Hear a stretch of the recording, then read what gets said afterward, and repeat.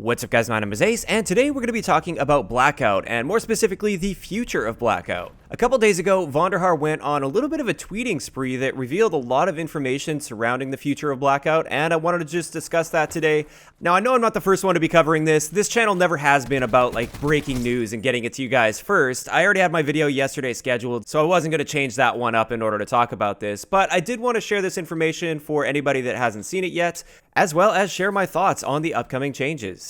Now, before we get into this, just a quick note, Control Freak reached out to me a couple days ago and offered to increase the discount on my code from now until Christmas. So instead of 10% off Control Freaks, you can now get 15% off Control Freaks using code exclusive from now until Christmas. So these are a great stocking stuffer for any console gamer out there that you know. I'd highly recommend them. I use them every single day and I absolutely swear by this product. So if you guys want to check that out, I will leave a link down below. So now let's get into the upcoming changes that we can expect to see in Blackout based on Vonderhaar's tweets. First up, audio improvements. Now, he didn't go into any detail as to what sort of audio improvements they're making, but the one thing I'm hoping for, and my biggest issue currently with solo Blackout, is footstep audio. Now, sometimes there's the bug where you simply don't hear an enemy footstep, even though when you watch the kill cam back, it was clear he wasn't using dead silence because you can hear him stomping around super loudly. However, those issues are relatively rare in my experience. The bigger issue from my perspective at least is you can hear footsteps from too great of a distance as if that player is right next to you. And I really feel that slows down the pace of the game quite considerably. There are many situations where I want to be aggressive, I want to be pushing, but if there's any enemies that are just sitting still within a very wide range of me, they'll be able to pinpoint my exact location. So the current system punishes people that move, and it encourages you to sit still and wait for somebody else to make the first move, which I feel really takes away from the gameplay experience. Now, of course, footstep audio is very important in a Battle Royale game, and you should be able to hear footsteps very clearly if an enemy is getting close to you. I just think the current range of the footsteps is far too large, and also the audio level of those footsteps when they're even at a very long range is far too loud. There have been several situations where it sounds like somebody's coming just over this ridge 20 feet away from me, but then I peek over the ridge and he is really far away still, but I can hear his footsteps very, very clearly, and this is without the awareness perk. So I'm really hoping they make some adjustments there. They make it so the range at which you can hear footsteps loudly is going to be reduced without affecting your ability to hear people that legitimately are within 20 feet of you or 10 feet of you. And I hope we'll be able to see these changes coming within the relatively near future. Next up, it looks like camos are coming to Blackout soon, and I don't know if this is going to be a separate section where you can earn unique camos within Blackout to use in Blackout, or if they're just going to open up the ability to select one of your multiplayer or zombies camos to use in Blackout when you pick up a particular gun. But in either case, I think this is really good news just to add that little bit of extra personalization and customization within the mode, and this is actually stuff that you can see while you're playing the game because you can't really see your character skin all that well. And with this one, it actually looks like this is coming very, very soon. Possibly within the next update, we'll be seeing these camos in Blackout. The next thing he addressed is the Echelon Cap. Currently, it's capped at 81, and he has confirmed that this will be increasing in the future. He didn't really mention exactly what's going to happen, if they're just going to add levels onto that, or perhaps a prestige type system. In either case, they are working on this, but he did say that this is going to be a little bit more of a longer term thing. It's not happening in the super near future because they have to build all of the assets for that. So all of the different emblems, as well as possibly new characters that you'll be able to unlock as you go through these echelon levels. That stuff will be coming over time, and I would expect that we probably won't be seeing that until the new year. This brings us to the next thing that he mentioned in a tweet, and this is changes to the Blackout map. Whether that be additions or subtractions, they also mentioned that they might be subtracting things from the map, or perhaps just a completely cosmetic change. This is coming very soon. It seems that they have already finished this within their internal builds because Vonderhaar mentioned that he has played it. And therefore, I expect to see some sort of a map change before Christmas. A lot of people are speculating that we'll see a snowy version of Blackout, which I think it would be really cool. Or perhaps they're just going to be mixing things up, adding a new area, taking away an area perhaps. Something along those lines. It'll be really nice to see the map evolve though. Another tweet that slipped under the radar that I don't see a lot of people talking about is it looks like there are changes coming to the looting system for the console version of Blackout. When referring to the looting system on console, somebody said that it can be better than what it is, and Vonderhaar said yes, it can and will be, and it's in development. So this is something that we can expect to see at some point. Although the fact that it's in development currently, I feel that suggests that it's not something that we can expect in the very near future.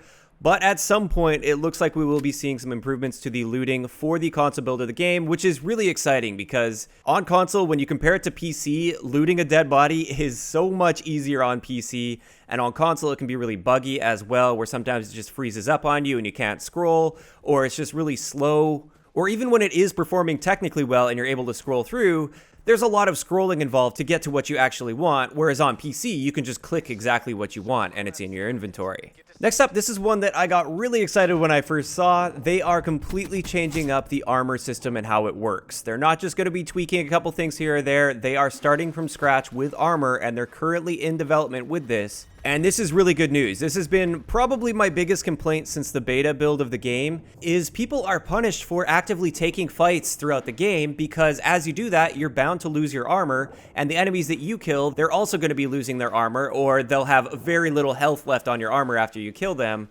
And what this means is once you get to the end game after actively taking fights, you're going to be at a pretty big disadvantage compared to somebody that found an armor at the beginning of the game and then did everything in their power to avoid fights and just kind of camp it out and ride the circle. Those people are the ones that are rewarded towards the end game, and therefore you're actively encouraged to play in that way, which just overall slows down the game. Now, to be clear, I have nothing against anybody that wants to play in that way. It's a battle royale game, and it's a perfectly valid playstyle if you want to camp it out and avoid fights and just get that 1 or 2 kill win. I've got no problem with that, but I do have a problem with the game actively punishing people that do take fights and are taking risks and going out there and being aggressive and playing the game. I don't feel those people should be punished, and I don't think the game should be really strongly encouraging you to avoid fights.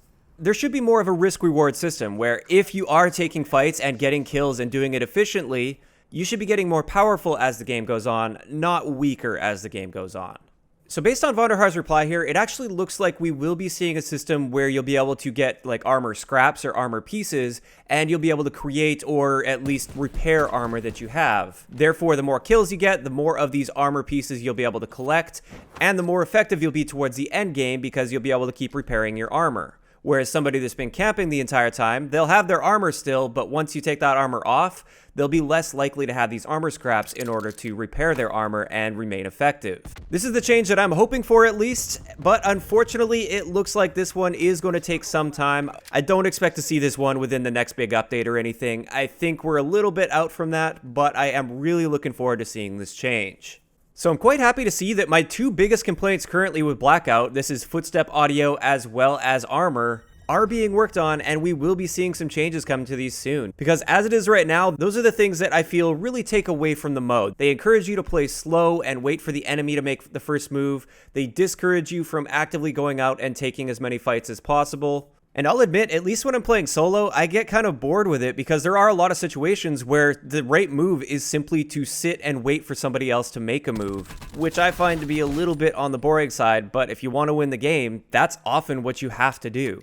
Now, that's not to say that I don't enjoy the mode, because I really have been enjoying Blackout quite a bit lately. I just think there is a lot of room for improvement, and it's good to see that they're really actively working on this, and we are going to be seeing some changes coming in the hopefully not too distant future here.